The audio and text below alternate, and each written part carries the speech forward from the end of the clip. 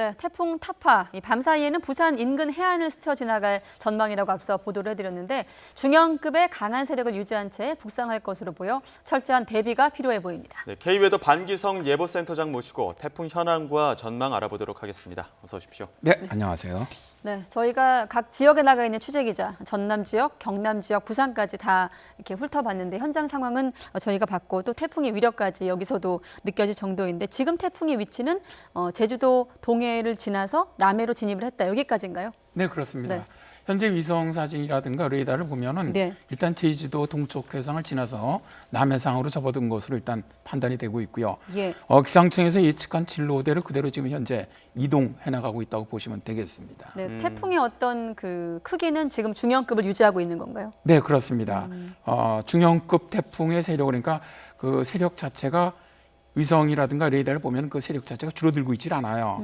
그래서 이제 물론 이제 부산 쪽으로 더 다가오면서 풍속은 약해지겠지만 그 세력 자체는 중형급으로 그대로 북상하는 것으로 예상을 하고 있고요. 네. 일단 뭐 지금 현재 기상청에서 예상하는 진로를 보면은 일단 뭐 오늘 한 밤 10시 정도에 부산 남쪽 해상을 지나서 내일 아침 새벽 3시에 독도 인근 해상, 다음에 이제 내일 정오경에 독도에서 이제 동북동쪽으로 한 450km 해상까지 진출하는 것으로 그렇게 예상하고 있습니다. 앞서 저희가 화면을 계속 보여드리면서 지역에 따라서 강풍의 세기는 좀 다르겠지만 모든 지역에 공통적으로 빗줄기가 굵은 편이었거든요. 이번 태풍이 비태풍이기 때문이겠죠?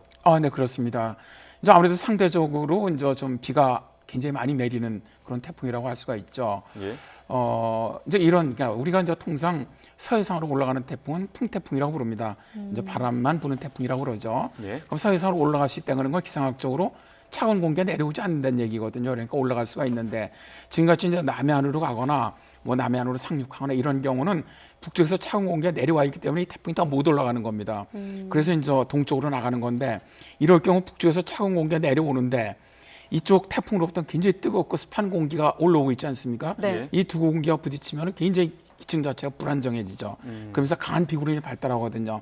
그러다 보니까 많은 비를 내리게 되고요.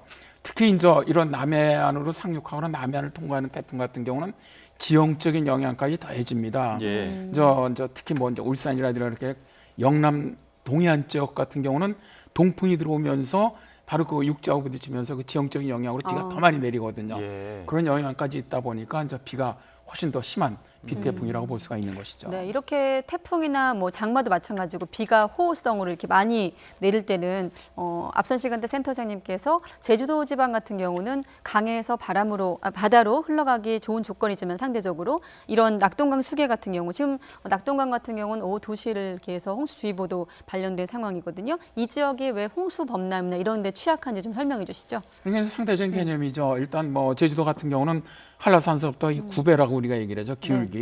기울기가 좀 급하다 보니까 산 쪽에서 많은 비, 지금 뭐 어리목 같은 데는 거의 670mm 비가 왔지 않습니까? 네. 예. 그래도 이게 바로 바다로 다 빠져나가는데 문제는 이 낙동강 속에는 이 동서가 아니고 남북으로 이렇게 쭉 내려오는 하천이거든요. 네. 강이거든요.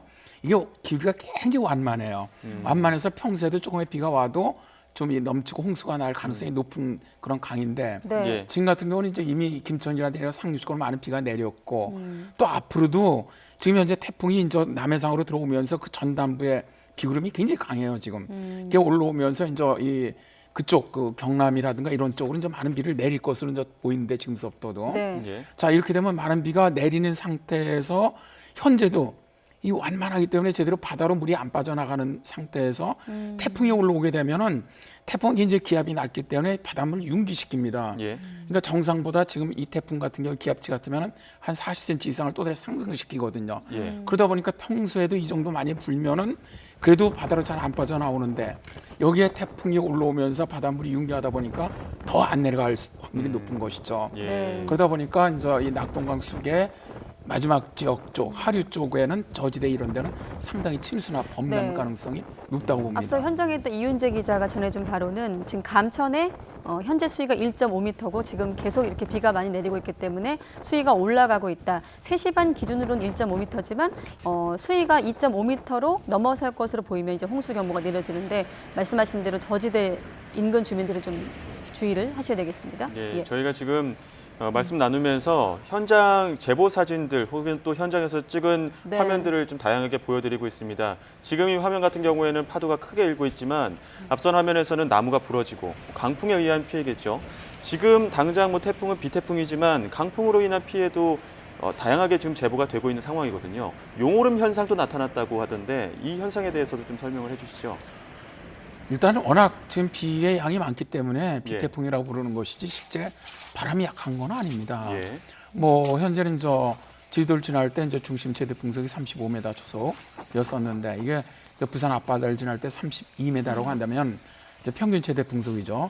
실제로 이러면 순간 최대 풍속 같은 경우보다 30% 이상 더 강하니까 실제로 이 해안 지역 같은 데는 초속 한 45m 이상 가능합니다. 네. 그 정도면 뭐 나무 다 뽑히고요. 실제로 네. 뭐 집들도 거의 뭐 차량도 다 전복되고요. 지금 화면에서 나무가 크게 흔들리는 모습 보고 계십니다. 네, 그런 정도거든요. 예. 실제로. 그래 이제 오늘 아침에 이제 예를 들어서 이제 그 울산 앞바다에서 이 용오름 현상이 관측된 게 이제 제보가 된 사진도 있었는데, 네. 저를 지금 보면은 굉장히 태풍이 좀 특징이 이 포항 그 대기 상층 구조를 쭉 보니까 바람 시어라고 저희들이 부릅니다. 바람 시어가 뭐냐면 수직으로 올라가면서 풍향이나 풍속의 변화가 있는 걸 시어라고 그러는데 예. 그 시어가 굉장히 강해요. 강하니까 수직적으로 일단 그 시어가 강합니다. 바람 방향도 자주 바뀌고 풍속 차이도 굉장히 커요. 여기다가 태풍으로부터 들어온 바람은 남동풍인데 북동쪽으로부터 차가운 공기가 들어오고 있거든요. 네. 예. 그러다 보니까 거기서 이런 회오리 불안정한 길이들이죠. 이런 걸로 인해서 이제 토네이도, 그러니까 워터스파우트, 용오름이 발생했다고 보고요.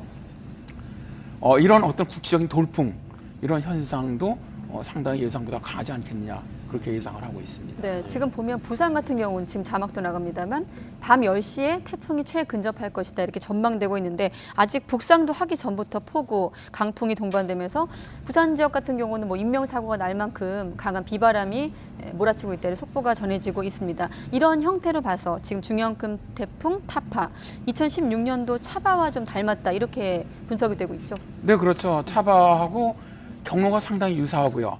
두 번째로는 일단 부산 앞바다를 지나갈 때 태풍 차바도 평균 최대 풍속이 32m였고요. 네. 예. 일단 지금 이 타파 같은 경우도 32m 정도를 예상을 하니까 거의 풍속 세력은 비슷해요. 그래서 그렇게 갔을 때 그때 그 당시에 그 차바에 의해서 인명 피해가 7명, 재산 피해가 2천억 원 났단 말입니다. 울산 예. 쪽엔 피해가 굉장히 컸죠. 네. 근데 지금 같은 경우는 오히려 차바보다 일단 그 차바 같은 경우는 부산 앞바다를 지나갈 때 소형급 태풍이었는데 지금 이 타파 같은 경우 중형급 태풍입니다. 네. 그러니까 굉장히 범위가 넓다는 얘기거든요. 그러니까 지금 보면 우역, 우리가 말하는 비구름 대역이라고 부르는데 우역이 굉장히 넓어요. 그리고 강합니다. 따라서 오히려 차바 때보다 피해가 훨씬 더 클 가능성이 높다 이렇게 볼 수가 있는 지금 것이죠. 보면 제주도 동쪽 해상을 지나서 남해로 진입을 한 상황인데 이렇게 되면 해안가 지금 북상하고 있기 때문에 해안가 해일에 대한 대비도 필요해 보이는데 어떻습니까? 그렇습니다. 네. 일단 그 저기압이 올라오면 아까도 말씀드렸지만은 이 바닷물 자체가 좀 융기를 하고요. 예. 거기다 먼 바다에서부터 태풍으로부터 들어온 너울성이 있습니다. 네. 그러다 보니까 거기다 바람이 한 그 파도까지 같이 겹쳐지거든요. 그래서 이제 우리가 이 해안가 같은 데 보면 월파라고 부르지 않습니까? 예. 그대로 방파제를 치고 넘어와 갖고 예. 하는 그런 월파가 굉장히 강하게 발생을 합니다. 그래서 지금 같은 태풍 같은 데서는 예를 들어서 이제 부산이라든가 이런 쪽은 해일이라든가 이 월파 가능성도 굉장히 높습니다. 네. 다만 이제 지금 시간대가 일단 만조 시간대는 이제 부산 쪽은 지났거든요. 근데 다음 만조가 들어오는 게 이제 자정 지나서입니다. 울산 같은 경우는 새벽 1시 전후인데 네. 그때가 이제 오히려 울산 같은데 태화강 그 많은 비가 내려가는 시간과 겹치기 때문에 실제로 저 차바 때도 울산이 비 피해가 컸던 게 만조하고 겹쳤기 때문이었거든요. 예. 그래서 비가 빠져나가지 않다 보니까 굉장히 많은 지역이 침수가 됐는데 네. 이번에도 내일 새벽 정도 밤늦게나 새벽 정도에는 그런 침수 지역이 많이 늘어날 가능성이 높다는 심야 것이죠. 시간에도 좀 경계를 늦추면 안 되겠네요. 네. 지금 뭐 화면 계속 보여드리고 있습니다만 뭐 배가 아예 뭐 기울어서 넘어갈 정도로 뭐 파도도 심하고 바람도 상당한데 울산 앞바다라고 하네요. 예, 네. 지금 뭐 태풍으로 인한 지역별 최대 고비 앞서 울산은 자정을 지나서 만조 때가 위험하다고 하셨는데 그 외에 다른 지역들도 주의할 시간대라든가 주의할 사항들 좀 짚어주시죠. 뭐 일단 제주는 지금 지났지만 제주도 앞으로 2-3시간 동안은 위험한 시간으로 보고 있고요. 네. 예. 다음에 이제 남해안 지역은 대개 이제 오후 6시서부터 8시 사이 정도. 부산 같으면 10시에서 한 12시 사이 정도. 그때가 될 것 같고요. 거기도 약간 저 울산이나 포항은 좀 더 북쪽이거든요. 그래서 한 11시서부터 새벽 1시 사이 전후가 가장 그 피크 타임이 가장 위험한 시간이 될 것으로 예상을 하고 있습니다. 예, 네. 지금 현재 남해로 진입을 해서 말씀하신 대로 시간대별로 위험한 구간들이 있으니까요. 계속 태풍 상황에 주의하시면서 대비하시는 게 필요해 보입니다. 네. 지금까지 K웨더 반기성 예보센터장과 이야기 나눴습니다. 오늘 말씀 고맙습니다. 네, 감사합니다.